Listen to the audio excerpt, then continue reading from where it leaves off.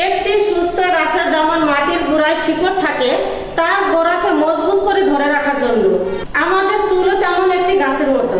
আমাদের চুলের গোড়া যদি শক্ত না থাকে তাহলে ধীরে ধীরে মাথা ফাঁকা হয়ে যাবে।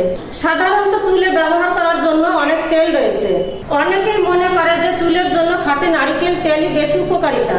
আর যদি এই খাঁটি নারকেল তেলের সাথে আমলকি, মেহেদি পাতা, স্বর্ণলতা, মেথি, জবা ফুল, অ্যালোভেরা এরকম 32 প্রকার ভেষজ উপাদান দিয়ে তৈরি, যা আমাদের চুলের জন্য অনেক উপকারী। এগুলো ব্যবহার করা হয় তাহলে তার কোনো কথাই নেই।